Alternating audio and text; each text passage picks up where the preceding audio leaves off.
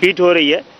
लेकिन एक बात हुई यही है कि वज़ीर आज़म साहब ने, साबिक़ वज़ीर आज़म साहब ने सियासी शिकस्त से बचने के लिए सियासी खुदकशी कर ली है। और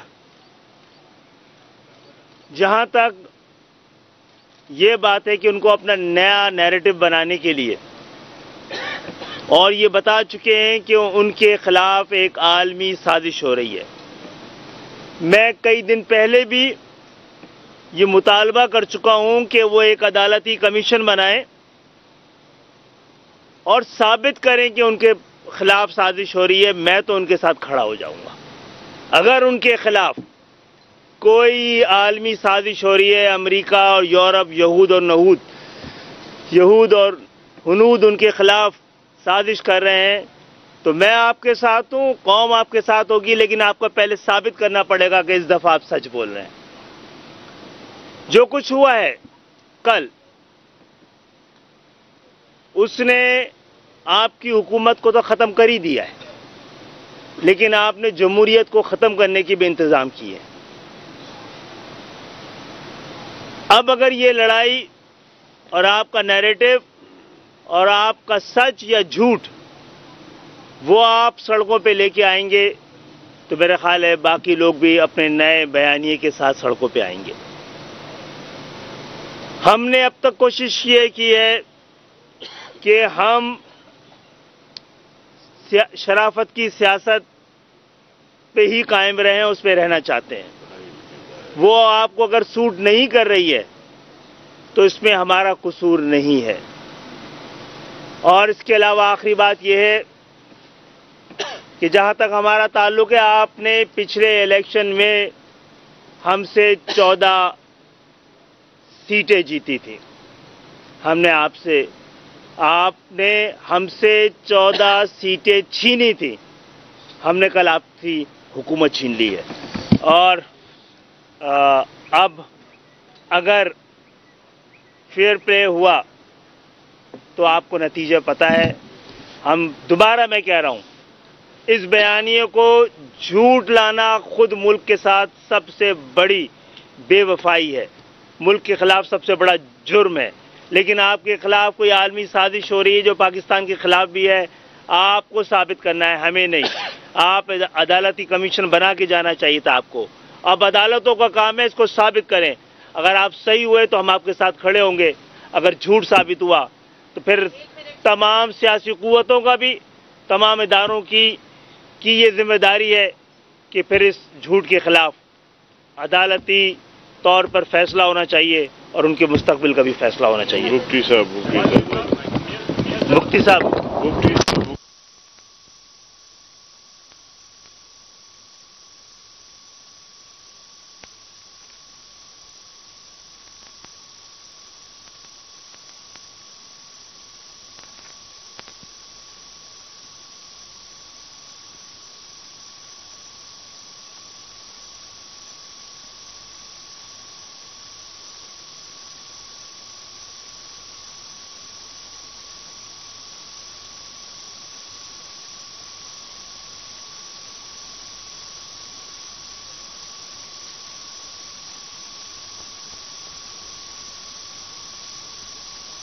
न्याजी ने आइन चिकनी की है, स्पीकर ने आइन चिकनी की है, डिप्टी स्पीकर जो खुद स्टे ऑर्डर पर है 2 साल से, उसने आइन चिकनी की है। तो हम तो अल्लाह ताला के फजल करम से आइन की हिफाजत के लिए ये बैटल लड़ रहे हैं। ये किस तरह मुमकिन है कि आइन चिकन के लीडर का जवाब आइन के मुहाफ़िज़ दें? मुमकिन नहीं है। पहले अदालत उज़्मा इस मामले का फैसला करेगी, उसके बाद इस मामले को हम मुशावरत से तय करेंगे। मियां साहब, इमरान खान को मियां साहब ये बताएं कि जिस तरह आपने भी रिस्पॉन्ड किया है, वो कह रहे हैं कि अगर 3 दिनों में अगर आपने इत्तेफाक नहीं किया तो फिर 8 रुकनी कमेटी तश्कील दी जाएगी स्पीकर की तरफ से। तो क्या ये जो मरहला है निगरान वज़ीर आज़म का, ये भी मेंबरान इलेक्शन कमीशन की तरफ लिंगर ऑन हो जाएगा? इसका क्या हाल? भाई मैंने जवाब दे दिया आपको कि एक आइन और कानून को तोड़ने वाले, जिसमें प्रेसिडेंट शामिल है, वो हमें खत लिख रहे और एंगेज करें, किस तरह मुमकिन है? This is aberration. प्रोसेस जो है ना, it's one where he is put the cart before the horse.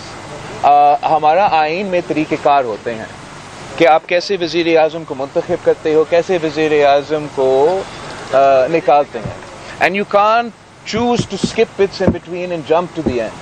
In order to reach this process, in order to reach this point, the president had the authority to even write this letter, which he does not have at this point in time. Absolutely.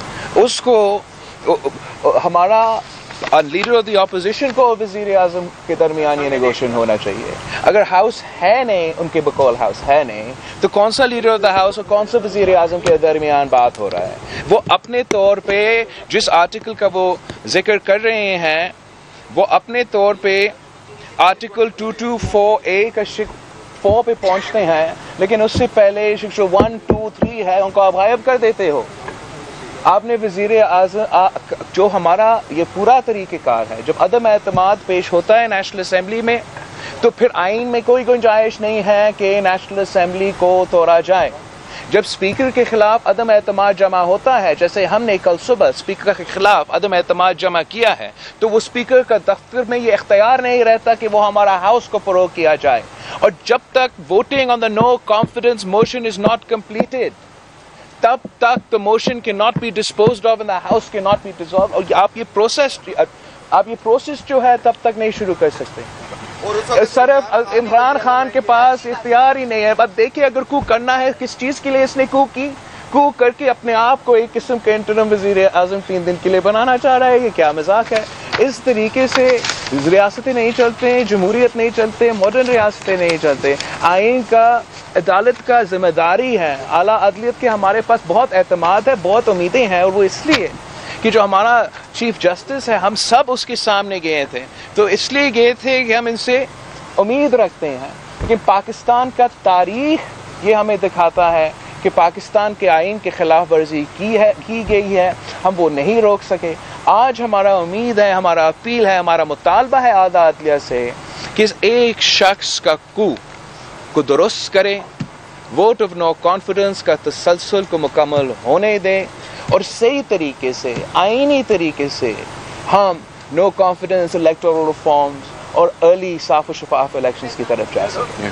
Thank you sir. ये बताइएगा कि तमाम समाजी जो बैठक है उनका बुनियाद ये था कि अर्ली इलेक्शन की तरफ जाया जाए। पहले भी देखा गया कि इस तरह की जब इश्तिहार आती है तो इलेक्शन की तरफ जाया जाता है, तो अब आप नहीं, आपने मेरे ख्याल इसका बड़ा वाज़े अच्छा जवाब साथियों ने दिया, बिलावल साहब ने दिया कि इसमें कोई शक नहीं कि हमारी जो डिमांड है कि फ्री एंड फेयर शफाफ इलेक्शंस, बिल्कुल, और अर्ली इलेक्शंस। लेकिन हमने इस मरहले के बाद कल आपने देखा कि 197 मेंबर्स उन्होंने खड़े होकर इमरान खान के खिलाफ अदम एतमाद का वोट दिया।